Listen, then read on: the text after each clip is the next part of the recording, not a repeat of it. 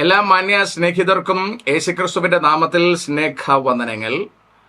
കഴിഞ്ഞ ചില ദിവസങ്ങളായി സോഷ്യൽ മീഡിയ ഗൗരവമായി ചർച്ച ചെയ്തുകൊണ്ടിരിക്കുന്ന വിഷയങ്ങളിൽ ഒന്നാണ് ഇസ്ലാമും ക്രിസ്തു മതവും ഒന്നാണ് എന്നുള്ളതിനെ കുറിച്ചുള്ള വിശേഷങ്ങൾ.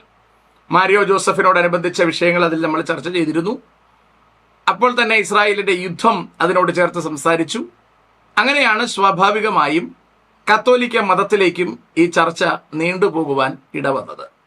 കത്തോലിക്ക മതവും ഇസ്ലാം മതവും ഒന്ന് തന്നെയാണ്, ചേട്ടനനിയന്മാരാണ് എന്ന് ഞാൻ പറയുമ്പോൾ ഒരു ഫ്രാൻസിസ് ഏട്ടൻ കഴിഞ്ഞ ദിവസം ഒരു വീഡിയോ ഇട്ടിരിക്കുകയാണ്.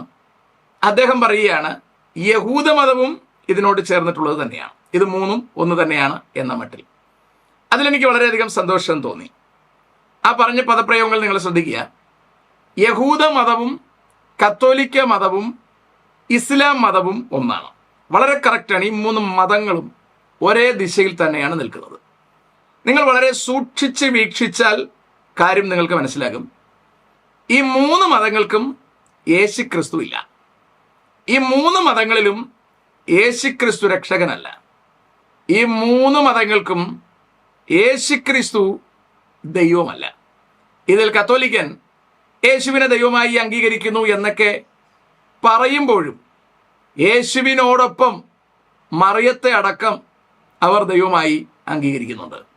അപ്പോൾ ദൈവത്തെ ദൈവമെന്നോർത്ത് മഹത്വീകരിക്കുകയോ നന്ദി കാണിക്കുകയോ ചെയ്യാതെ അവരുടെ വിവേകമില്ലാത്ത ഹൃദയം ഇരുണ്ടുപോയി എന്ന് തിരുവെഴുത്ത് പറയുമ്പോൾ ആ സെയിം കാര്യം തന്നെയാണ് ഇവർ ചെയ്തുകൊണ്ടിരിക്കുന്നത്. വിവേകമില്ലാത്ത കാര്യം തന്നെയാണ്, ഇരുണ്ട ഹൃദയത്തിന്റെ വെളിപ്പെടുത്തൽ തന്നെയാണ് ഇവർ ചെയ്തുകൊണ്ടിരിക്കുന്നത്. അപ്പോൾ ഏതായാലും യഹൂദൻ യേശുവിനെ അംഗീകരിക്കുന്നേയില്ല, ഇസ്ലാം യേശുവിനെ പ്രവാചകനായി അംഗീകരിക്കുന്നു, കാത്തലിക് അമ്മയും കുഞ്ഞും ആളിയനും മച്ചമ്പിയും ഒക്കെ കൂടെ വരുന്നതിന്റെ കൂടെ യേശുവിനെ കൂടെ അംഗീകരിക്കുന്നു. ഇത്രയേ ഉള്ളൂ വ്യത്യാസം. ഇവരെല്ലാവരും ഉദ്ദേശിക്കുന്നത് ഒന്ന് തന്നെയാണ്, ക്രിസ്തു എന്ന ഏക പുരുഷനെ നിർമ്മല കന്യകയായി ഏൽപ്പിക്കപ്പെടേണ്ടുന്ന സഭയെ ആ കർത്താവിനോടുള്ള ഏകാഗ്രതയിൽ നിന്നും നിർമ്മലതയിൽ നിന്നും വഷളാക്കി കളയുക എന്ന പിശാചിന്റെ പൊതു ദൗത്യം ഏറ്റെടുത്ത് തന്നെയാണ് ഇവർ ചെയ്യുന്നത്. അപ്പോൾ കഴിഞ്ഞ ദിവസം ഫ്രാൻസിസ് ഏട്ടൻ ചെയ്ത ഒരു വീഡിയോ കാണാൻ ഇടവന്നു. അദ്ദേഹം കത്തോലിക്ക സഭയുടെ ഭാഗമാണ് എന്ന് അദ്ദേഹം അവകാശപ്പെടുന്നു. ജനിച്ചതുകൊണ്ട് വളർന്നതുകൊണ്ട് കത്തോലിക്ക സഭയുടെ ഭാഗമായിരിക്കാനാണ് സാധ്യത, അല്ലാതെ അവരുടെ ഒഫീഷ്യൽ പോസ്റ്റിൽ വല്ല ഇരിപ്പുണ്ടോ എന്ന് എനിക്കറിയില്ല. ഏതായാലും അദ്ദേഹം പറയുന്നതിന് നമ്മൾ മറുപടി പറയുക എന്നുള്ളതാണ് നമ്മുടെ ഉത്തരവാദിത്വം. അദ്ദേഹം പറയുന്ന കുറച്ച് കാര്യങ്ങൾ, അതിലെ വൃത്തിയുള്ള കപടതകൾ ഒന്ന് കേൾക്കാം. കത്തോലിക്കർ എന്നെ കേൾക്കുമ്പോൾ നിങ്ങളൊന്ന് ശ്രദ്ധിക്കേണ്ടത്, ഈ രണ്ടുപേരുടെയും വാക്കുകളും ഈ രണ്ടുപേരുടെയും നിലപാടുകൾക്കും തിരുവഴുത്തുമായിട്ട് എന്തെങ്കിലും ബന്ധമുണ്ടോ എന്ന് നോക്കുക. അല്ലാതെ നിങ്ങൾ തെറി പറയുന്നതൊന്നും അർത്ഥമില്ല. ആ തെറിയൊന്നും ഈ തൊലിപ്പുറത്ത് ഏക്കത്തുമില്ല. നിങ്ങൾ അതിന് വേണ്ടിയിട്ട് മെനക്കെടുവൊന്നും വേണ്ട. പണ്ട് പെന്തക്കോസ്തുകാരെ താറടിച്ച് കാണിക്കുകയും പെന്തക്കോസ്തുകാരെ വചനവിരുദ്ധമായി ജീവിക്കുന്നവരാണെന്ന് സഭകൾക്കുള്ളിൽ നിങ്ങൾ പഠിപ്പിക്കുകയും ചെയ്തിട്ടുണ്ടാവാം. അതൊന്നും ഞങ്ങളുടെ വിഷയമല്ല. ഇന്ന് പല കത്തോലിക്കരുമായി ചേർന്ന് സംസാരിക്കുമ്പോഴാണ് മനസ്സിലാകുന്നത് നിങ്ങൾ ഇതൊക്കെ കൃത്യമായി നിങ്ങളുടെ സഭകളിൽ പഠിപ്പിച്ചു വച്ചിരിക്കുകയാണ്. പെന്തക്കോസ്തുകാരുടെ അടുക്ക പോകരുത്, അവർ ഭയങ്കര കള്ളന്മാരാണ് എന്ന് നിങ്ങൾ പഠിപ്പിച്ചു വച്ചിരിക്കുകയാണ്. അതുപോലെ ഇസ്ലാമും പഠിപ്പിച്ചു വച്ചിരിക്കുകയാണ്, ക്രിസ്ത്യാനികൾ മോശക്കാരാണ്. ഏതായാലും സോഷ്യൽ മീഡിയയുടെ ആഗമനം അത്തരത്തിൽ നിങ്ങൾ പറഞ്ഞിരിക്കുന്ന കാര്യങ്ങളുടെ പൊള്ളത്തരങ്ങൾ പൊതുജനത്തിന് മനസ്സിലാക്കുവാൻ ഇടയായി എന്ന് പറയുന്നതിൽ സന്തോഷമുണ്ട്. അതുകൊണ്ട് ഇപ്പോൾ നിങ്ങൾ പറയുന്ന കാര്യങ്ങൾ സോഷ്യൽ മീഡിയയിൽ വരുന്ന പക്ഷം അവകൾ വ്യക്തമായി തിരുവഴുത്തിനെ അടിസ്ഥാനപ്പെടുത്തിയും ചരിത്രത്തിന്റെ അടിസ്ഥാനത്തിലും അവകൾ വ്യാജമാണ് എന്നും അവകൾ പൈശാചികമാണ് എന്നും തെളിയിച്ച് സംസാരിക്കാൻ ഞങ്ങളിൽ ചിലരെങ്കിലും തയ്യാറാകുമെന്നതിന് സംശയമൊന്നും വേണ്ട. അതുകൊണ്ട് പഴയതുപോലെ പരിപ്പ് വെന്ത് കിട്ടില്ല എന്ന് നിങ്ങൾ തിരിച്ചറിയുന്നത് നന്നായിരിക്കും. ഏതായാലും പെന്തക്കോസ്തുകാർ കൂടുതൽ പഠിപ്പിക്കണ്ട എന്നാണ് പ്രാഞ്ചിയേട്ടൻ്റെ വാദം. അതൊക്കെ നല്ല കാര്യമാണ്. പഠിപ്പിക്കണമോ പഠിപ്പിക്കണ്ടയോ എന്ന് ഞങ്ങൾ തീരുമാനിക്കാം. ബൈബിൾ പഠിപ്പിക്കുവാനുള്ള അവകാശം എന്തായാലും ഞങ്ങൾക്കുണ്ടല്ലോ. അത് പഠിപ്പിക്കുന്ന ഭാഗത്ത് വരുമ്പോൾ സർപ്പസന്തതികളെ എന്ന് ക്രിസ്തു വിളിച്ചത് ആരെയാണെന്ന് ബോധ്യപ്പെടുത്തുവാനുള്ള കൃത്യമായ അധികാരം കർത്താവ് ഞങ്ങൾക്ക് നൽകിയിട്ടുണ്ട്. അത് ഞങ്ങൾ ചെയ്യും. അതിന് നിങ്ങൾ മുതലക്കണ്ണീർ ഒഴുക്കിയിട്ടൊന്നും പ്രത്യേകിച്ച് കാര്യമൊന്നുമില്ല. ഏതായാലും പ്രാഞ്ചിയേട്ടൻ്റെ വീഡിയോ ഒന്ന് ശ്രദ്ധിക്കാം. സ്നേഹമുള്ളവരെ, കേരളത്തിലെ 2-3 പെന്തക്കൊസ്തൽ പാസ്റ്റർമാരുണ്ട്. അതിൽ പ്രധാനിയായ ഒരു പാസ്റ്ററാണ് ജോബി ഹാൽവിൻ. അവർക്ക് ക്രിസ്തുവിനെ കുറിച്ചൊന്നും പറയാനില്ല, മുസ്ലിം വിരുദ്ധതയെ കുറിച്ചാണ് അവർക്ക് പറയാനുള്ളത്. അപ്പൊ അദ്ദേഹം പറഞ്ഞ ആദ്യത്തെ കാര്യം തന്നെ കള്ളത്തരമാണ്. എനിക്ക് ക്രിസ്തുവിനെ കുറിച്ച് ഒന്നും പറയാനില്ല. ഏതെങ്കിലും ഒരു വീഡിയോയിൽ ഞാൻ ക്രിസ്തുവിനെ പരാമർശിക്കാതെ പോയിട്ടുണ്ടെങ്കിൽ ഫ്രാൻസ് ചേട്ടൻ ഒന്ന് കാണിക്കും. ഏതെങ്കിലും വിവരക്കേടിരുന്ന് പറയാമെന്ന് കരുതരുത്. കാരണം ഇത് കത്തോലിക്കര് മാത്രം കേൾക്കുന്ന ഒരു സദസ്സല്ല എന്ന് തിരിച്ചറിയണം. മനസ്സിലായോ? എൻ്റെ ഏതെങ്കിലും ഒരു വീഡിയോ എടുത്തിട്ട് യേശു ക്രിസ്തുവിനെ പ്രസന്റ് ചെയ്യാതെ ഞാൻ പോയിട്ടുണ്ടോ എന്ന് താങ്കൾ നോക്കൂ. എന്നിട്ട് താങ്കൾ ഈ ഭോഷ്ക്ക് പറയാൻ തയ്യാറാവണം. അടുത്ത കാലത്ത് ഞാൻ 2 ദിവസം മുൻപ് ഒരു പ്രഭാഷണം കേൾക്കാനിടയായി. മാരിയോ ജോസഫിനെ കുറിച്ച് അദ്ദേഹം ഒരു മൗദൂദിയാണെന്നും അദ്ദേഹം ഒരു മുസ്ലിം ഏജന്റ് ആണെന്നും പറഞ്ഞിട്ടുള്ളതാണ്. കത്തോലിക്കർക്ക് ബൈബിൾ അറിയില്ല, പെന്തക്കൊസ്തക്കാർക്കാണ് ബൈബിൾ അറിയുള്ളൂ. അതാണ് അവരുടെ ഒന്നാമത്തെ വാദം. അങ്ങനെ കത്തോലിക്ക പുരോഹിതന്മാരൊക്കെ ജനങ്ങളെ വഴിതെറ്റിക്കുകയാണ്. ഇവിടെ കത്തോലിക്ക പുരോഹിതന്മാർ ജനങ്ങളെ വഴിതെറ്റിക്കുന്നു എന്ന കാര്യം ഞാൻ പലയിടത്ത് പറയുന്നുണ്ട്. ഇപ്പോഴും ഞാനത് ഊന്നി പറയുന്നുണ്ട്. കത്തോലിക്ക പുരോഹിതന്മാർ വഴിതെറ്റിക്കുന്നില്ല എന്ന് തെളിയിക്കുവാൻ താങ്കൾക്ക് ധൈര്യമുണ്ടോ? അതിനുള്ള പ്രാഗൽഭ്യം വചനാടിസ്ഥാനത്തിൽ താങ്കൾക്കുണ്ടോ? എങ്കിൽ താങ്കൾ 1 by 1 പറയാൻ തയ്യാറാവൂ. നമുക്ക് തമ്മിൽ വാദിക്കാം. ഈ മാരിയോ ജോസഫ് തന്റെ പ്രഭാഷണത്തിൽ ഒരിക്കൽ പറഞ്ഞു, മുഹമ്മദ് നബി അന്തിക്രിസ്തുവാണ്. അപ്പോൾ ഒരു കത്തോലിക്ക പുരോഹിതൻ അദ്ദേഹത്തോട് പറഞ്ഞു, ഇനി മേലാൽ അങ്ങനെ പറയരുത്. അന്നു മുതലേ അങ്ങനെ പ്രസംഗിക്കുന്നത് മാരിയോ ജോസഫ് നിർത്തി. അപ്പൊ ഇവിടെ തെറ്റാർക്കാണ്? യഥാർത്ഥത്തിലെ ക്രൈസ്തവ വിശ്വാസിയായിരുന്ന മാരിയോ ജോസഫിനെ ഒരു മുസ്ലിം മതത്തിൽ വിശ്വസിക്കാനായിട്ട് പ്രേരിപ്പിച്ചത് കത്തോലിക്ക പുരോഹിതനാണത്രേ. അപ്പൊ അതുകൊണ്ട് കത്തോലിക്ക സഭയാണ് ഇന്നത്തെ ഈ മുസ്ലിം ഫണ്ടമെന്റലിസത്തിനെ പാലൂട്ടി വളർത്തുന്ന ഒന്ന് എന്ന വരത്തക്ക രീതിയിലാണ് ഇവരൊക്കെ സംസാരിച്ചുകൊണ്ടിരിക്കുന്നത്. ഇയാൾ പറയുന്ന ഈ കാര്യമൊന്നും ഞാൻ പറഞ്ഞതല്ല. ഇതൊക്കെ പ്രാഞ്ചിയേട്ടന്റെ തോന്നലുകളാണ്. പ്രായാധിക്യം കൊണ്ട് തോന്നലുണ്ടായതാണോ എന്ന് എനിക്കറിയില്ല. കാരണം പണ്ടൊരു വീഡിയോയിൽ താങ്കൾ പറഞ്ഞിട്ടുണ്ട് താങ്കൾക്ക് 60 വയസ്സായി എന്ന്. 60 വയസ്സായപ്പോഴാണ് അബ്രഹാമിന് 3ാമതൊരു ഭാര്യ ഉള്ളത് താങ്കൾ പഠിച്ചത് എന്നും പറയുന്നത് കേട്ടു. അതിൽ നിന്നും താങ്കൾക്ക് വചനത്തിലുള്ള പരിജ്ഞാനവും പാണ്ഡിത്യവും എത്ര വലുതാണെന്നൊക്കെ എനിക്കറിയാം. അതുകൊണ്ട് അതിനൊന്നും വെറുതെ മറുപടി പറയേണ്ട കാര്യമൊന്നുമില്ല. അതുകൊണ്ട് ഞാൻ ഈ പറയാത്ത കാര്യങ്ങൾ പറഞ്ഞു എന്ന് പറയാൻ ശ്രമിക്കരുത്. ഞാൻ ആ വീഡിയോയിൽ പറഞ്ഞതിന്റെ സംക്ഷിപ്ത വിവരണം ഇതാണ്. ശ്രീ മാരിയോ ജോസഫിനെ കർത്താവ് ഇസ്ലാം മതത്തിൽ നിന്ന് പുറത്താക്കിയത് യേശുക്രിസ്തുവിനെ കുറിച്ചുള്ള ദർശനം നൽകിയിട്ടാണ്. അയാൾ കൃത്യമായി ക്രിസ്തു മാർഗത്തിലേക്ക് കാല് മാറ്റി ചവിട്ടേണ്ടുന്നയാളാണ്. വന്ന വഴിക്ക് ക്രിസ്തു മതത്തിൽ ചെന്ന് പെട്ടു. അയാൾക്കറിയില്ല കത്തോലിക്ക എന്താണ്, യാക്കോബായ എന്താണ്, മർത്തോമ എന്താണ്, CSI എന്താണ്, പെന്തക്കോസ്റ്റ് എന്താണ്, ഇതൊന്നും അയാൾക്കറിയില്ല. അയാൾ ചെന്നുപെട്ടത് കാത്തലിക്കിലേക്കാണ്. അതുകൊണ്ട് തന്നെ ദൈവം അയാൾക്ക് നൽകിയ വെളിപ്പാടുകൾ അയാൾക്ക് കാത്തലിക്കിൽ പറയാൻ കഴിയാതെ പോയി. ഇന്നും അയാൾ അത് പറയാൻ കഴിയാതെ വീർപ്പുമുട്ടുകയാണ് എന്ന വസ്തുതയാണ് ഞാൻ അവിടെ പറഞ്ഞത്. അയാളുടെ അകത്ത് വെളിപ്പെട്ട സത്യങ്ങൾ പുറത്തു പറയുവാൻ കത്തോലിക്ക സഭ അനുവദിക്കുന്നില്ല എന്ന കാര്യവും ഞാൻ പറഞ്ഞിട്ടുണ്ട്. അത് കത്തോലിക്ക സഭ അനുവദിക്കില്ല എന്നതിന്റെ കൃത്യമായ തെളിവാണ് ഇപ്പോൾ ഫ്രാൻസിസ് ചേട്ടൻ പറയുന്ന ഈ കാര്യങ്ങൾ. ഏതായാലും നമുക്കൊന്ന് കേൾക്കാം. എല്ലാം പറഞ്ഞു വന്നാൽ അവസാനം കത്തോലിക്ക വിരുദ്ധത വിളമ്പും. മറിയത്തിനെ എന്തുകൊണ്ട് ഇവരെ ആരാധിക്കുന്നു? ഈ മറിയുടെ കാര്യം അവിടെ നിൽക്കട്ടെ സാറേ. എന്തുവാ ഈ മറിയിൽ കയറി പിടിക്കുന്നത്?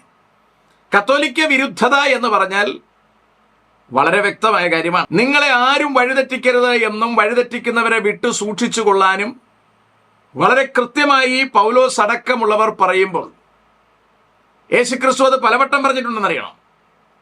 കത്തോലിക്കർ വചനവിരുദ്ധമായ ദുർവ്യാഖ്യാനങ്ങൾ പടർത്തിക്കൊണ്ടും വിഗ്രഹങ്ങളെ ഉണ്ടാക്കി ജനത്തിന്റെ മുമ്പിൽ കൊടുത്തിട്ട് ഞങ്ങൾ ഇതിനെ ആരാധിക്കുകയല്ല വണങ്ങുകയാണ് എന്ന് പറഞ്ഞ് ജനങ്ങളെ പറ്റിക്കുകയും മരണാനന്തരം ആള് ബസ്പുർഖാനയിൽ ഇരിക്കുന്നു എന്നും നിങ്ങൾക്ക് പള്ളിയിൽ പൈസ തരുമ്പോൾ അവിടെ നിന്ന് കയറി മേളിലേക്ക് പോകുമെന്നും ഒക്കെ ഉള്ള വെറും കള്ളത്തരങ്ങൾ പറഞ്ഞ് ജനത്തെ പറ്റിക്കുകയും ജനങ്ങളെ പുണ്യാളന്മാരുടെ മുമ്പിലും വിഗ്രഹങ്ങളുടെ മുമ്പിലും ആവശ്യമില്ലാത്ത വചനവിരുദ്ധമായ സാധനങ്ങളുടെ മുമ്പിലും നിങ്ങൾ അവരെ കുത്തിയിരുത്തുമ്പോൾ അവകൾ തെറ്റാണെന്ന് വിളിച്ചു പറയാൻ ഞങ്ങൾക്ക് പണ്ടേ താല്പര്യവും ധൈര്യവും ഉണ്ടായിരുന്നു. പക്ഷേ ഈ അടുത്ത ഇടയായിട്ടാണ് വ്യക്തമായി മനസ്സിലാകുന്നത് ഇസ്ലാമും നിങ്ങളും രണ്ടല്ല ഒന്നാണ് എന്ന്.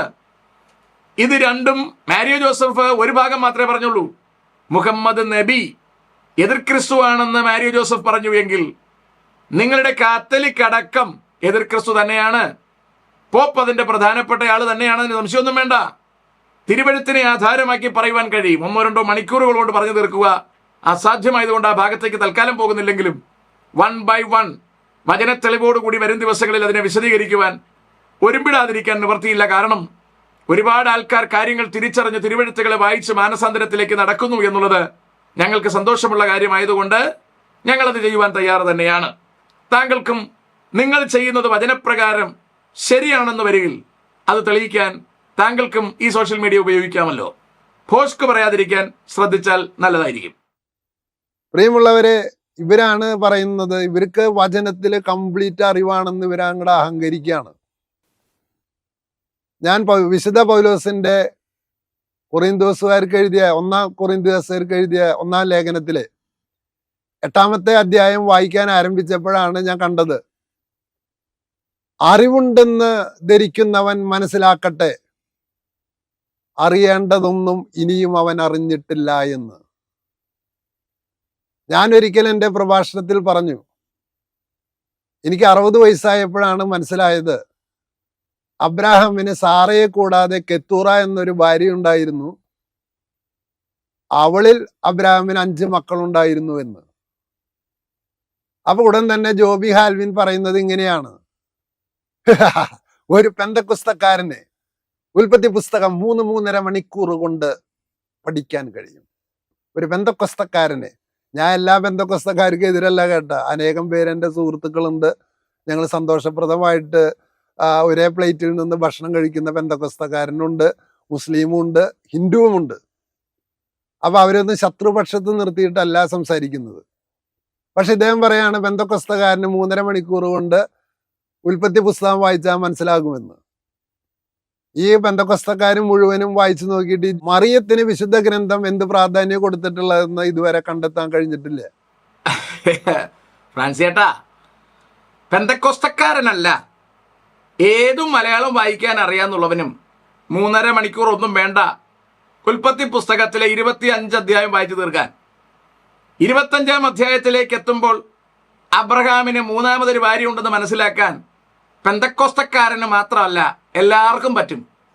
60 വയസ്സ് വരെ താങ്കൾക്ക് ആ കൊച്ചു കാര്യം പോലും അറിയത്തില്ലായിരുന്നു എങ്കിൽ താങ്കൾക്ക് ഇപ്പോഴും തിരുവഴുത്തിൽ ഒന്നും അറിയില്ല പ്രാഞ്ചേട്ടാ. വെറും തള്ളു മാത്രമാണ് നിങ്ങൾ നടത്തുന്നത്. നിങ്ങൾ മാത്രമല്ല, നിങ്ങൾ നടത്തുന്ന നേതാക്കന്മാർക്കും ജനത്തെ എങ്ങനെ വഴിതെറ്റിക്കാം എന്നതൊഴികെ തിരുവഴുത്തിനകത്തുള്ള സത്യങ്ങൾ അറിയില്ല പ്രാഞ്ചേട്ടാ. വെല്ലുവിളിച്ചു പറയാനുള്ള ധൈര്യം എനിക്കിപ്പോഴുമുണ്ട്. താങ്കൾ പറയുന്ന വാക്യത്തിലെ തിട്ടമില്ലായ്മകൾ ഇപ്പോഴും വ്യക്തമാണ്. താങ്കളുടെ നിലപാടൊന്ന് ശ്രദ്ധിക്കാമല്ലോ. അവർ പറയുന്ന കത്തോലിക്കർക്ക് വിശുദ്ധ ഗ്രന്ഥം അറിയില്ല. വിശുദ്ധ ഗ്രന്ഥം മുഴുവൻ പഠിക്കുന്നത് അവര് കാരണം മാർക്കോസ് 8:3 പറയുന്നു. എൻ്റെ പൊന്ന് സഹോദരന്മാരെ, അങ്ങനെ 1, 2, 3, 4 എന്ന് എഴുതിയിട്ടുള്ള വാക്ക് എഴുതിയിട്ടുള്ളത് പകർത്തി എഴുതുമ്പോൾ വാചകങ്ങൾ മിസ് ചെയ്തിരിക്കാൻ വേണ്ടിയിട്ടാണ്. അല്ലാതെ അതിൽ ആ വാചകത്തിന്റെ നമ്പർ പറയുന്നതിൽ ഒരു ദൈവികതയുമില്ല. ഇവിടെ ആരെങ്കിലും പറഞ്ഞോ പകർത്തി എഴുതുമ്പോൾ വാക്യം മിസ് ചെയ്യാതിരിക്കാൻ വേണ്ടിയിട്ടാണ് വാക്യ നമ്പർ എഴുതിയിരിക്കുന്നതെന്നോ? വാക്യ നമ്പർ എഴുതിയതിനകത്ത് വേറെ എന്തെങ്കിലും പ്രത്യേകത ഇവിടെ ആരെങ്കിലും പറഞ്ഞു? ഇവിടെ ആരും ഒന്നും പറഞ്ഞില്ലല്ലോ. ചാപ്റ്ററൈസേഷൻ വന്നിരിക്കുന്നതും വാക്യങ്ങളെ വിഭജിച്ചിരിക്കുന്നതും അതെന്തിനാണെന്നും അതിന് പ്രയോഗിക്കാനുള്ള സൗകര്യമാണെന്നൊക്കെ മനസ്സിലാക്കേണ്ട സാമാന്യ ബുദ്ധിയൊക്കെ ഏതാൾക്കാർക്കും ഉണ്ട്. അതിലൊന്നും വെറുതെ പറഞ്ഞതിന്റെ ദിശ തെറ്റിക്കാനൊന്നും പ്രാഞ്ചേട്ടൻ ശ്രമിക്കണ്ട. പ്രാഞ്ചേട്ടൻ വിഷയത്തിലേക്ക് വാ. മത്തായിയുടെ സുവിശേഷം 2-ാം അധ്യായം പരിശോധിച്ച് നോക്കിയാൽ നിങ്ങൾക്ക് കാണാം. വളരെ ശ്രദ്ധിക്കണേ.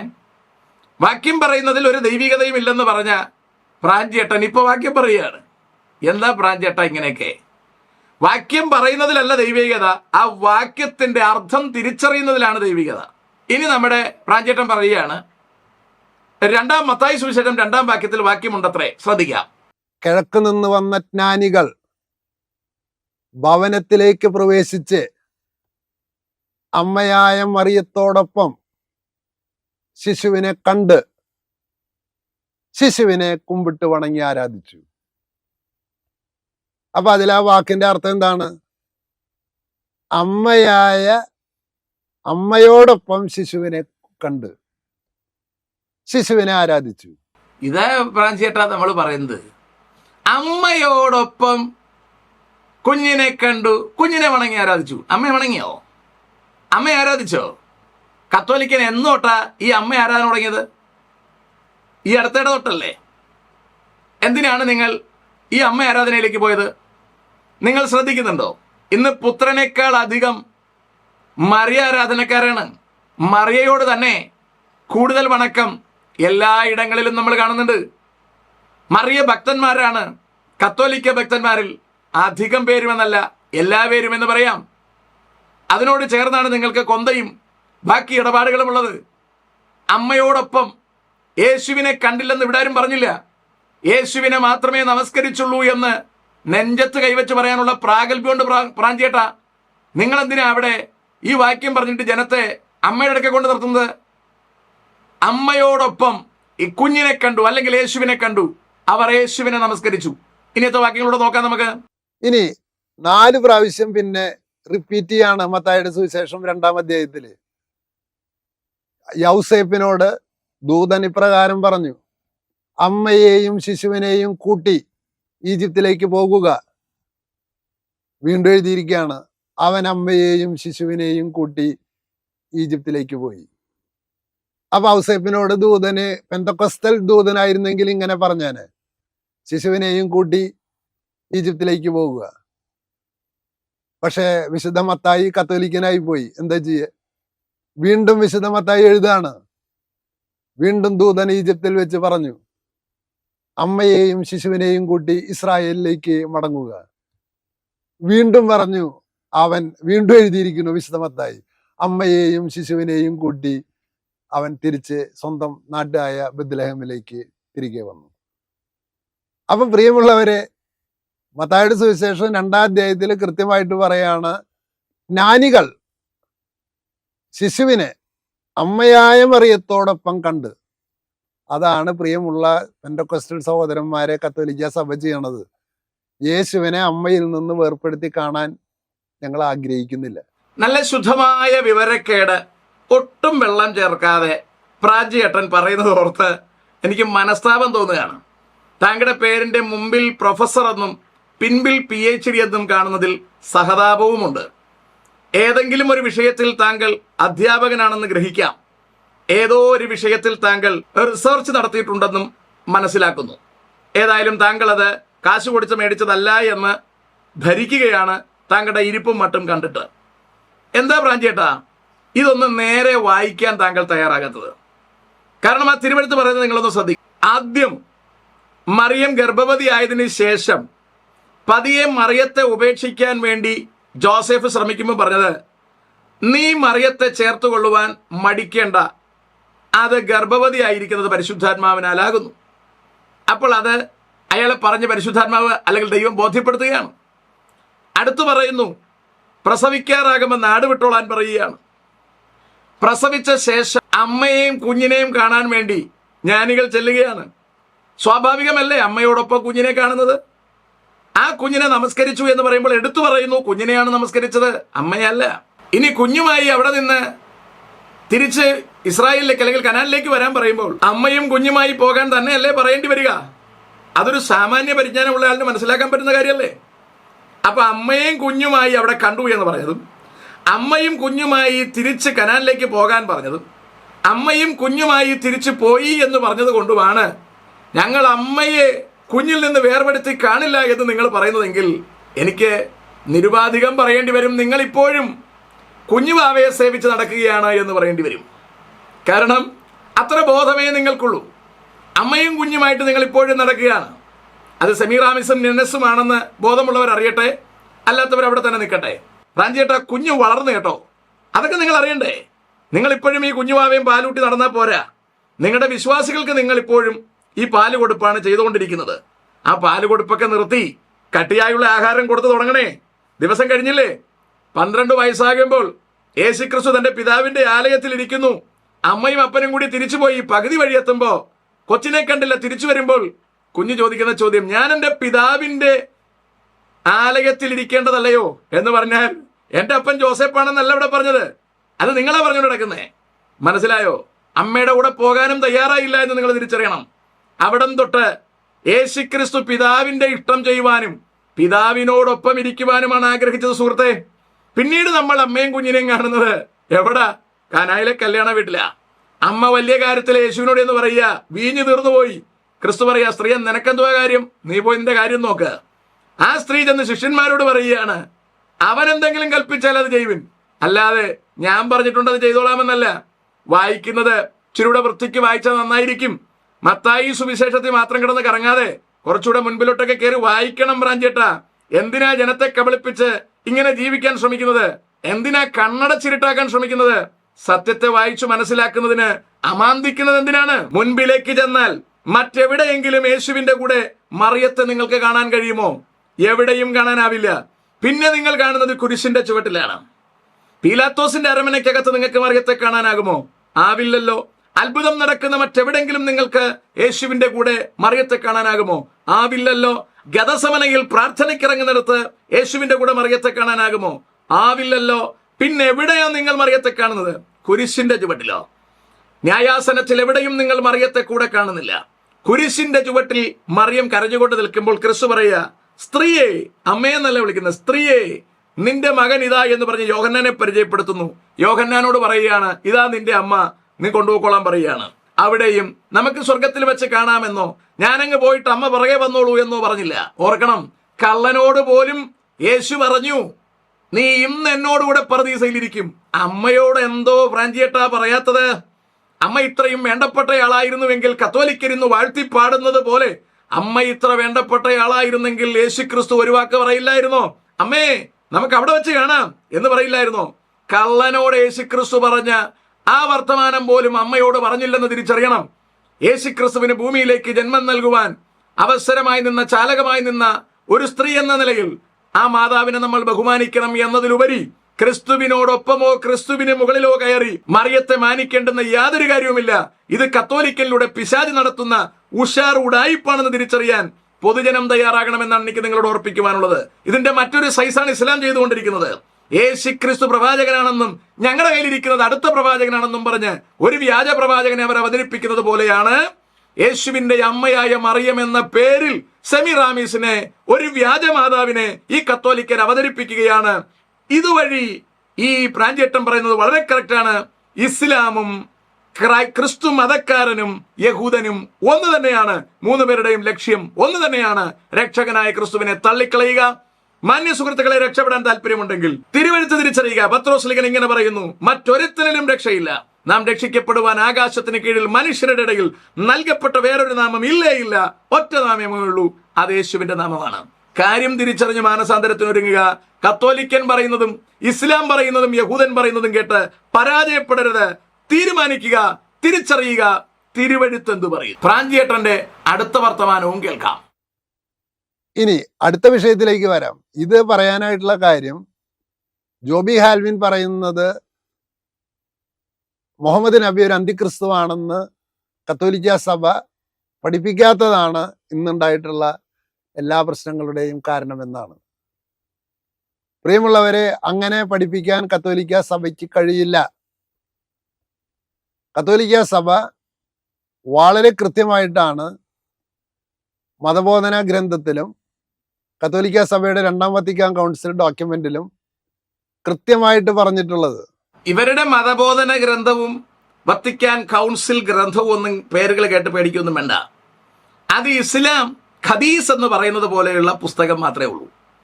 എന്ന് പറഞ്ഞാൽ ഖുറാനോട് ആഡ് ചെയ്യാനുള്ള മറ്റ് വിവരക്കേടുകൾ ഇവർ ഉണ്ടാക്കി എഴുതി ചേർക്കുന്നതിനാണ് ഖദീസ് എന്ന് പറയുന്നത്. അതുപോലെ തിരുവെഴുത്തിനോട് ആഡ് ചെയ്യാൻ വേണ്ടി ഇവരൊപ്പിക്കുന്ന, തിരുവെഴുത്തിൽ നിന്ന് പിഴപ്പിക്കുവാൻ വേണ്ടി ഇവരൊപ്പിക്കുന്ന ഉടായിപ്പുകളാണ് ഈ പറഞ്ഞ CCC. ഇതിനകത്ത് വേറെ പ്രത്യേകിച്ച് കാര്യമൊന്നുമില്ല. അത് കത്തോലിക്കക്കാരന്റെ മാത്രമാണ്, അത് ക്രൈസ്തവൻ്റെത് പോലുമല്ല. എന്ന് പറഞ്ഞാൽ ക്രിസ്തു മതക്കാരൻ്റെത് പോലുമല്ല. അതിവിടെ CSI കാരൊന്നും അംഗീകരിക്കുന്ന കാര്യവുമല്ല. വളരെ തിരിച്ചറിയുക. തിരുവെഴുത്ത് എന്ത് പറയുന്നു, യേശുവും ശിഷ്യന്മാരും എന്ത് പറയുന്നു എന്നുള്ളതാണ് നമ്മുടെ പ്രത്യേകത. യേശുവിന്റെ ശിഷ്യന്മാരുടെ അനുകാരികളാണ് ഇവരെന്ന് പറഞ്ഞ് വ്യാജം പടർത്തുന്നത് മനുഷ്യരെ തെറ്റിക്കാൻ വേണ്ടിയാണ്. ഇതേ സാധനം തന്നെയാണ് ഇസ്ലാമും പറയുന്നത്. യേശു പ്രവാചകനാണ്, അതിന്റെ തൊട്ടടുത്ത പ്രവാചകനാണ് ഞങ്ങൾ. മനസ്സിലാകുന്നുണ്ടോ നിങ്ങൾ? യേശുവിന്റെ ശിഷ്യന്മാരുടെ അനുകാരികളാണ് കത്തോലിക്കർ എന്ന് പറഞ്ഞ് കത്തോലിക്കർ ജനത്തെ കളിപ്പിക്കുമ്പോൾ, ജനത്തെ പറ്റിക്കുമ്പോൾ, വഴിതെറ്റിക്കുമ്പോൾ സെയിം പരിപാടി തന്നെയാണ് മറ്റവൻ ചെയ്യുന്നത്. യേശുക്രിസ്തു പ്രവാചകനാണ്, അടുത്ത പ്രവാചകൻ മുഹമ്മദാണ്. ഇവരുടെ രണ്ടുപേരുടെ ഉദ്ദേശം ഒന്നേ ഉള്ളൂ: ജനത്തെ ചതിക്കുക, വഞ്ചിക്കുക, വഴിതെറ്റിക്കുക. ഇവകൾ സംഭവിക്കാതിരിക്കണമെങ്കിൽ കയ്യിലിരിക്കുന്ന തിരുവെടുത്ത് സൂക്ഷ്മതയോടെ വായിക്കുക, ആരും തെറ്റിക്കാതിരിപ്പാൻ സൂക്ഷിച്ചുകൊള്ളുക, മാനസാന്തരത്തിനും നിങ്ങൾ തയ്യാറാവുക. മുസ്ലിമുകൾ ക്രിസ്ത്യാനികളുടെ സഹോദര മതത്തിൽപ്പെട്ട ആളുകളാണ്. അവർ നമ്മളോട് എങ്ങനെ പെരുമാറുന്നു എന്നതിനനുസരിച്ചിട്ട് അവര് സഹോദരന്മാരെല്ലാം നമുക്ക് പറയാൻ പറ്റൂ? ഷെടാ, ഫ്രാൻസിസ് ഏട്ടൻ പറയുന്നത് കേട്ടാൽ ഇസ്ലാം ക്രിസ്ത്യന്റെ സഹോദരിയാണ്, അല്ലെങ്കിൽ സഹോദര മതമാണ്. പിന്നെ നിങ്ങൾ എന്തിനാ ഈ കിടന്ന് മുതലക്കണ്ണീർ ഒഴുക്കുന്നത്? നിങ്ങളുടെ പെൺപിള്ളേർ അവര് പ്രേമിച്ചുകൊണ്ട് പോകുന്നെന്നും പറഞ്ഞ്. നിങ്ങളുടെ സഹോദര റിലീജിയൻ ആണെങ്കിൽ അവര് പ്രേമിച്ചുകൊണ്ട് പോട്ടെ, നിങ്ങൾക്ക് കെട്ടിച്ചുവിടുന്നതിന് എന്താ കുഴപ്പം? പിന്നെ ലവ് ജിഹാദ് ചെയ്യുന്നു, ഏതാണ്ട് വലിയ സംഭവം ചെയ്യുന്നു എന്ന് പറഞ്ഞല്ലേ കത്തോലിക്കർ ഇവിടെ ഇളക്കിക്കൊണ്ട് നടന്നത്? ഒരു കാര്യം പറയൂ പ്രാഞ്ചേട്ടാ, ഏതെങ്കിലും ഒന്ന് പറ. ഒന്നുകിൽ നിങ്ങൾ സഹോദരങ്ങളാണെന്ന് പറ, രണ്ട് വഴിയിലൂടെ പോയാലും സ്വർഗത്തിലെത്തുമെന്ന് പറ, അല്ലെങ്കിൽ രണ്ടാണെന്ന് പറ. ഏതെങ്കിലും ഒരിടത്ത് നിൽക്കാൻ ശ്രമിക്കുക. ഈ പാവൽ ജനങ്ങളെ, ഇടങ്കൈ വലങ്കൈ തിരിച്ചറിയാത്ത ജനത്തെ കബളിപ്പിക്കാതെ, വഴിതെറ്റിപ്പിക്കാതെ കാര്യങ്ങൾ പറയുന്നത് വസ്തുതാനിഷ്ഠമായി പറയാൻ നോക്കൂ. പ്രിയമുള്ളവരെ, ദൈവത്തിന് എനിക്കെതിരെ പറയുന്ന എൻ്റെ സഹോദരൻ എനിക്കെതിരെ പറഞ്ഞാൽ, അവൻ എനിക്കെതിരെ പറഞ്ഞാലും സഹോദരനാണ്. അവന്റെ മാനസാന്തരത്തിന് വേണ്ടി പ്രാർത്ഥിക്കുകയാണ് ചെയ്യേണ്ടത്. അല്ലാണ്ട് അവൻ അന്തിക്രിസ്തുവാണ്, അവൻ തെമ്മാടിയാണ്, തെണ്ടിയാണ് എന്ന് പറഞ്ഞു നടക്കല്ല വേണ്ടത്. ഇങ്ങനെയുള്ള ഈ മുസ്ലിമുകളെ വിമർശിക്കുന്ന ഓരോ പെന്റക്കോസ്റ്റൽ പാസ്റ്ററും നമ്മുടെ കത്തോലിക്ക സഭയിൽപ്പെട്ട ആളുകളും ചില ഔചിത്യബോധം പുലർത്തേണ്ടതുണ്ട്. ആ ഔചിത്യബോധം എന്ന് പറയുന്നത്, ഞാൻ അടുത്ത കാലത്ത് ഒരു ഫേസ്ബുക്ക് പോസ്റ്റ് കാണാനിടയായി. ആലുവ സെമിനാരിയിലെ വിദ്യാർത്ഥികളെ ഒരു മുസ്ലിം മദ്രസ സന്ദർശിച്ച് അവിടെയുള്ള മുസ്ലിം പണ്ഡിതന്റെ വാക്കുകൾ കേൾക്കാനായിട്ട് അനുവദിച്ചു. അത് വലിയ പാതകമാണ്. പ്രിയമുള്ളവരെ, അങ്ങനെയാണ് കത്തോലിക്കരുടെ ചരിത്രം, അങ്ങനെയാണ്. അപ്പൊ ഈ സെമിനാരി വിദ്യാർത്ഥികളെ ഇവിടേക്ക് കൊണ്ടുചെന്നു. അത് തെറ്റാണോ? അർണോസ് പാതിരി കേരളത്തിൽ വന്നിട്ട് ക്രിസ്തുമതം പ്രസംഗിക്കാനാണ് വന്നത്. പക്ഷെ അദ്ദേഹം വന്നിട്ട് ആദ്യം ചെയ്തത് ഇവിടെ തൃശ്ശൂരുള്ള നമ്പൂതിരിമാരുടെ മഠത്തിൽ വന്ന് സംസ്കൃതം പഠിക്കുകയാണ് ചെയ്തത്. അവരിൽ നിന്ന് ഹിന്ദുമതം പഠിക്കുകയാണ് ചെയ്തത്. ഹിന്ദുമതം പുസ്തകങ്ങൾ വായിച്ചാൽ മനസ്സിലാവില്ലേ? ബൈബിള് പുസ്തകം വായിച്ചാൽ മനസ്സിലാവില്ലേ? ഹിന്ദുമതം മനസ്സിലാവണമെങ്കിൽ അവരുടെ ആചാര്യന്മാർ പറയുന്നത് തന്നെ കേൾക്കണം, അതിന്റെ വ്യാഖ്യാനം കേൾക്കണം. അവർ തലമുറകളായിട്ട് അത് വിശദീകരിക്കുന്നവരാണ്. അതിന് നമുക്ക് എതിരഭിപ്രായമുള്ള കാര്യങ്ങൾ ഉണ്ടാകാം, അനുകൂലമുള്ള കാര്യങ്ങൾ ഉണ്ടാകാം. അതുപോലെ മുസ്ലിമുകൾ ഖുറാനിനെ കുറിച്ച് എന്ത് പറയുന്നു എന്ന് പുസ്തകം വായിച്ചാൽ മനസ്സിലാവില്ലേ? അവര് പറയുന്നത് എന്താണെന്ന് കേൾക്കണം. അപ്പൊ അവര് പറയുന്നത് കേൾക്കാതെ പുസ്തകം വായിച്ചിട്ട് നമുക്ക് തോന്നുന്ന അഭിപ്രായം എടുത്താൽ മതിയോ? ഇവിടെ ബ്രാഞ്ചേട്ടനൊരു അല്പം തെറ്റുപറ്റി. എന്ന് പറഞ്ഞാൽ ഖുറാൻ പഠിക്കണമെങ്കിൽ അത് വായിച്ചാൽ മനസ്സിലാവില്ല, അവർ പറയുന്ന വ്യാഖ്യാനം കേൾക്കണം. ബൈബിൾ പറയുന്നത് വായിച്ചാൽ മനസ്സിലാവില്ല, അവർ പറയുന്ന വ്യാഖ്യാനം കേൾക്കണം. ഹൈന്ദവ ഗ്രന്ഥങ്ങൾ വായിച്ചാൽ മനസ്സിലാവില്ല, അവർ പറയുന്ന വ്യാഖ്യാനം കേൾക്കണം. ഇത് വളരെ തെറ്റാണ്. അവർ പറയുന്ന വ്യാഖ്യാനം തെറ്റില്ല. ഇപ്പോ ഫ്രാൻസിസ് ഏട്ടൻ പറഞ്ഞില്ലേ, ബൈബിളിലെ അമ്മയും കുഞ്ഞിനെ ഞങ്ങൾ എന്തുകൊണ്ട് ബഹുമാനിക്കുന്നു? അതിന് താങ്കൾ പറഞ്ഞത് താങ്കളുടെ വ്യൂ പോയിന്റ് ആണ്. അതാണോ ശരി? അത് കേട്ടാൽ ഒരുത്തൻ തെറ്റ് ശരിയാണെന്ന് വിശ്വസിക്കേണ്ടി വരില്ലേ ഫ്രാൻസിസ് ഏട്ട? എന്താ ഇത് ഫ്രാൻസിസ് ഏട്ടന് മനസ്സിലാകാത്തത്? ഇസ്ലാം അവരുടെ ഖുർആൻ അവരുടെ സൗകര്യത്തിനെ വ്യാഖ്യാനിക്കത്തുള്ളൂ. അതുകൊണ്ട് അവരുടെ മറ്റ് ഗ്രന്ഥങ്ങൾ കൂടെ വെച്ച് വായിച്ചു മനസ്സിലാക്കാൻ നമുക്ക് കഴിയണം. എല്ലാം ഒരാൾ വ്യാഖ്യാനിച്ചെന്നാലേ മനസ്സിലാവുള്ളൂ എന്ന് പറയുന്നത് മൗഢ്യമാണ്. ഇനി ഒരാൾ ഖുർആൻ പഠിച്ചു എന്ന് പറഞ്ഞ പാപമൊന്നുമല്ല, അയാൾ ഹൈന്ദവ ഗ്രന്ഥങ്ങൾ പഠിച്ചു എന്ന് പറഞ്ഞ പാപമൊന്നുമല്ല. ഞാൻ എംഫിൽ ഫിലോസഫി പഠിക്കുമ്പോൾ, PGക്കും എംഫിലും ഞാൻ ഫിലോസഫി ചെയ്തിട്ടുണ്ട്. ഞാൻ ഫിലോസഫി ചെയ്യുമ്പോൾ ഞാൻ അമൃതാനന്ദമയി മഠത്തിൽ പോയിട്ടുണ്ട്. അവരുടെ കാര്യങ്ങൾ പഠിക്കാൻ വേണ്ടി ഞാനവിടെ ഒരുപാട് യാത്ര ചെയ്തിട്ടുണ്ട്. ഇനി ഹിന്ദുമത ഗ്രന്ഥങ്ങൾ പഠിക്കാൻ ഞാൻ സംസ്കൃതം അധ്യാപകരുടെ കൂടെ യാത്ര ചെയ്തിട്ടുണ്ട്.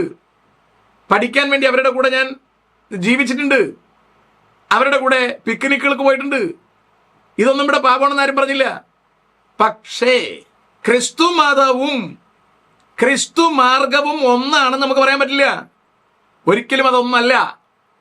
യഹൂദ മതവും ക്രിസ്തു മതവും ഇസ്ലാം മതവും ഒന്നാണെന്ന് ഫ്രാൻസിസ് ഏട്ടൻ പറയുന്നത് വളരെ കറക്റ്റാണ്. അതിന് 100 മാർക്ക് തന്നേക്കാം. പക്ഷേ ക്രിസ്തു മാർഗം വേറെയാണ് ഫ്രാൻസിസ് ഏട്ടാ.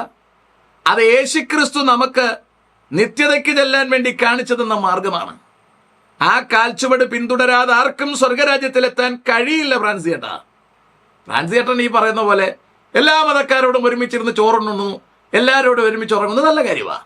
പക്ഷേ സ്വർഗത്തിലേക്ക് എത്താൻ മാർഗം ഒന്നേ ഉള്ളൂ. അത് ക്രിസ്തു മതമല്ല, ക്രിസ്തു മാർഗമാണ്. അതാണ് താങ്കൾക്ക് പിഴച്ചിരിക്കുന്നത്. അപ്പൊ ഇത്തരം കാര്യങ്ങളിൽ സഭയ്ക്ക് കത്തോലിക്ക സഭയ്ക്ക് ചില നിലപാടുകളുണ്ട്. മാർപ്പാപ്പ ഇന്തോനേഷ്യയിൽ ചെന്നു, മാർപ്പാപ്പ ദുബായിൽ ചെന്നു. ഫ്രാൻസിസ് അസീസി യുദ്ധം ചെയ്യാൻ പോയ ആളാണ് സുൽത്താൻമാരുമായിട്ട്. അതിനുശേഷം തിരിച്ചു വന്ന സന്യാസിയായിട്ട് സമാധാന ദൂതുമായിട്ടാണ് സുൽത്താൻ്റെ അടുത്തേക്ക് പോകുന്നത്. അപ്പൊ അതുകൊണ്ട് കത്തോലിക്ക സഭയെ അളക്കാൻ തൽക്കാലം പെന്തക്കോസ്ത് പാസ്റ്റർമാർ മുതിരണ്ട. അവരുടെ കൂട്ടുപിടിച്ചുകൊണ്ട് ചില കത്തോലിക്കരെ തന്നെ ചില വിഭാഗങ്ങൾ ചില പരിശ്രമങ്ങൾ നടത്തുന്നത് തെറ്റാണ്. കത്തോലിക്ക സഭയുടെ അടിസ്ഥാനപരമായ പ്രമാണങ്ങളെ നിങ്ങൾ ചോദ്യം ചെയ്യാൻ ഇനിയും വളർന്നിട്ടില്ല എന്നാണ് പറയാനുള്ളത്. അത് പ്രാഞ്ചിയേട്ടൻ പറയുമ്പോൾ എങ്ങനെ നടക്കും പ്രാഞ്ചിയേട്ടാ? പ്രാഞ്ചിയേട്ടന്റെ കൂടെ നിൽക്കുന്ന ആൾക്കാർക്ക് കാര്യം തിരിച്ചറിഞ്ഞപ്പോൾ ചോദിക്കാൻ തുടങ്ങി. അത് വളർന്നിട്ടില്ലെന്നൊക്കെ പറയാൻ പ്രാഞ്ചിയേട്ടൻ വളർന്നോ? അത്രയ്ക്കും അങ്ങ് വളർന്ന് പന്തലിച്ചോ? ഇതൊക്കെ കയ്യിൽ വെച്ചിരുന്നാൽ മതി. അതൊന്നും നടക്കുന്ന കാര്യങ്ങളല്ല. തലച്ചോറ് ഓരോരുത്തർക്കും കർത്താവ് പ്രത്യേകം കൊടുത്തിരിക്കുന്നത് അവനവനെ ചിന്തിക്കാൻ തന്നെയാണ്. മറ്റൊരുത്തന്റെ തലച്ചോറിന്റെ അകത്ത് കയറി പ്രാഞ്ചിയേട്ടൻ ചിന്തിക്കാനൊന്നും ശ്രമിക്കണ്ട. ജനം സ്വതന്ത്രമായിട്ട് ചിന്തിക്കട്ടെ. തിരുവഴുത്ത് അവനവനുള്ളത് തന്നെയാണ്, തലച്ചോറ് അവനവനുള്ളത് തന്നെയാണ്, സ്വാതന്ത്ര്യം അവനവനുള്ളത് തന്നെയാണ്, ന്യായവിധിക്ക് അവനവനാ നിൽക്കേണ്ടത്. അതുകൊണ്ട് എല്ലാവരും കൂടി കൂട്ടുപിടിച്ച് നരകത്തിൽ കൊണ്ടുപോകാൻ പ്രാഞ്ചിയേട്ടൻ കൂട്ടുപിടിക്കേണ്ട. അവനവൻ ശരീരത്തിൽ ഇരുന്നപ്പോൾ ചെയ്തത് നല്ലതാകിലും തീയതാകിലും തക്കവണ്ണം പ്രാപിക്കേണ്ടതിന് ന്യായാസനത്തിന് മുമ്പിൽ അവനവൻ ഇറങ്ങണമെങ്കിൽ, ഓരോരുത്തൻ ചെല്ലണമെങ്കിൽ അവനവൻ ചിന്തിക്കട്ടെ. സുഹൃത്തെ, താങ്കൾ എന്തിനാ കിടന്ന് ബേജാറാകുന്നത്? അവനവൻ ചിന്തിക്കട്ടെ. തിരുവഴുത്തിന്റെ അടിസ്ഥാനത്തിൽ അവനവൻ മനസ്സിലാക്കട്ടെ. അവനവൻ കാര്യം തിരിച്ചറിഞ്ഞ് സത്യത്തിന്റെ പാതയിൽ നിന്ന് സ്വർഗരാജ്യത്തിൽ പോകാൻ നോക്കട്ടെ. താങ്കൾ ബേജാറാവണ്ട. പെന്തക്കോസ്തുകാരൻ ചോദ്യം ചെയ്യണ്ട എന്ന് പറയാൻ താങ്കൾക്ക് അധികാരമൊന്നുമില്ല. തിന്മയെ ചോദ്യം ചെയ്യാനുള്ള അധികാരം കൃത്യമായും ഉണ്ട്. തിന്മ പ്രചരിപ്പിക്കാനുള്ള സ്വാതന്ത്ര്യം പ്രാഞ്ചിയേട്ടനും ഉണ്ട്. പ്രാഞ്ചിയേട്ടൻ അത് ചെയ്തോളൂ, ഞങ്ങൾ ഞങ്ങളുടെ പണി ചെയ്തോളാം. മനസ്സിലായില്ലേ? യഹൂദ മതവും ക്രൈസ്തവ മതവും മുസ്ലിം മതവും അബ്രഹാമിക് റിലീജിയനാണ് എന്ന CCC 841 പ്രസ്താവന 100% ശരിയാണ്. അതിൽ കത്തോലിക്ക സഭയ്ക്ക് തെറ്റുപറ്റിയിട്ടില്ല. കത്തോലിക്ക സഭയ്ക്ക് ഒരിക്കലും തെറ്റുപറ്റാറില്ല. കത്തോലിക്ക സഭ പറയുന്ന വ്യാജങ്ങളിൽ ഉറച്ചു നിൽക്കുവാൻ തയ്യാറുള്ളവരാണ്. ഇപ്പൊ പറഞ്ഞ കാര്യത്തിൽ തെറ്റില്ല കേട്ടോ. യഹൂദ മതവും ക്രൈസ്തവ മതവും ഇസ്ലാം മതവും എബ്രഹാമിക് ആണെന്ന് പറഞ്ഞതിൽ CCCക്ക് തെറ്റില്ല, ഒറിജിനലായിട്ട് തെറ്റുണ്ട്. അതിരുന്ന് പഠിച്ചു നോക്കിയാൽ താങ്കൾക്ക് മനസ്സിലാകും. പിന്നെ ഒരു കാര്യത്തിൽ ഉറപ്പുണ്ട്, 3 കൂട്ടർക്കും ക്രിസ്തുവില്ല. 3 കൂട്ടരും ക്രിസ്തുവിനെ നിഷേധിച്ചിരിക്കുന്നു. എൻ്റെ കേൾവിക്കാർ സത്യം തിരിച്ചറിയണം. പ്രാഞ്ചിയേട്ടൻ പറയുന്നതിനെ നിങ്ങൾ 3 വട്ടം കേൾക്കണം. ഞാൻ അതിന് പറഞ്ഞ മറുപടി 1 വട്ടമെങ്കിലും കേൾക്കണം. എന്നിട്ട് നിങ്ങൾ മനസ്സിലാക്കണം ഏതാണ് ശരി. മതമല്ല തലയിൽ കയറേണ്ടത്, മാർഗമാണ്. നമുക്കെത്തേണ്ടത് നിത്യരാജ്യത്തിലാണ്. ഇവിടെ നമ്മൾ അധിക നാൾ നിൽക്കില്ല. ഈ ഭൂമിയെ കർത്താവ് തീയിൽ നശിപ്പിക്കുവാൻ പോവുകയാണ്. ഈ ഭൂമിയിൽ നിന്ന് രക്ഷപ്പെടാൻ താല്പര്യമുള്ളവരെ രക്ഷപ്പെടുത്തി അക്കരെ നാട്ടിലെത്തിക്കുവാൻ കർത്താവ് സദാ ജാഗരൂകനായിരിക്കുന്നു. ദൈവമായിരുന്ന കർത്താവായ യേശു ക്രിസ്തു ആ ദൈവത്വം ഉപേക്ഷിച്ച് വേഷത്തിൽ മനുഷ്യനായി ഈ താണഭൂമിയിലേക്ക് ഇറങ്ങി വന്ന് മാനവകുലത്തോട് ചേർന്ന് മനുഷ്യന്റെ പാപത്തെ മുഴുവൻ ചുമലിലേറ്റി നമുക്ക് വേണ്ടി മരിച്ച് അടക്കപ്പെട്ട് ഉയർത്തെഴുന്നേറ്റ് ഇന്ന് മഹിമയുടെ വലതുഭാഗത്ത് നമുക്ക് വേണ്ടി പക്ഷപാതവുമായിട്ട് നിൽക്കുകയാണ്. തനിക്കായി കാത്തു നിൽക്കുന്നവരുടെ രക്ഷയ്ക്കായി പാപം കൂടാതെ കർത്താവ് രണ്ടാമതും പ്രത്യക്ഷനാകാൻ പോകുന്നു. ക്രിസ്തു രണ്ടാമത് പ്രത്യക്ഷനാകുന്നത് തനിക്കായി കാത്തു നിൽക്കുന്നവർക്ക് വേണ്ടിയാണ്. പക്ഷേ ഈ വ്യാജന്മാർ തനിക്കായി കാത്തു നിൽക്കാതിരിക്കാൻ പാകത്തിന് നമ്മളെ മറിയത്തിന്റെ പിറകിൽ കൊണ്ടു നിർത്തും. മുഹമ്മദിന്റെ പുറകെ കൊണ്ട് നിർത്തും, ലൗകികതയുടെ പുറകെ നിർത്തും, മറ്റിതര സംവിധാനങ്ങളുടെ പുറകെ നിർത്തും. ഉറപ്പുവരുത്തുക, വിശ്വാസത്തിന്റെ നായകനും പൂർത്തി വരുത്തുന്നവനുമായ യേശുവിനെ നോക്കുക. അവൻ അപമാനം അലക്ഷ്യമാക്കി ക്രൂശ് സഹിച്ചു എന്ന് തിരുവെഴുത്ത് പറയുന്നു. ആ ക്രിസ്തുവിന്റെ പുറകെ അനുഗമിക്കുവാൻ തയ്യാറാവുക, നിത്യതയ്ക്കൊരുങ്ങുക. നമ്മുടെ കർത്താവ് വേഗം വരാറായി. ചതിവുകളിൽ പെടാതിരിക്കുക. ആരും നിങ്ങളെ ചതിക്കാതിരിപ്പാൻ സൂക്ഷിച്ചുകൊള്ളുക. നിങ്ങളുടെ സ്വന്തം തലച്ചോറ് നിങ്ങൾ ഉപയോഗിക്കുക. ആർക്കും പണയം വയ്ക്കാതിരിക്കുക. ജീവിതത്തിൽ നശിക്കരുത്. ഒറ്റ ജീവിതമേ ഉള്ളൂ. നമ്മുടെ ജീവിതം അവസാനിക്കാറായി. സൂക്ഷിച്ചുകൊള്ളുക. May God bless everybody.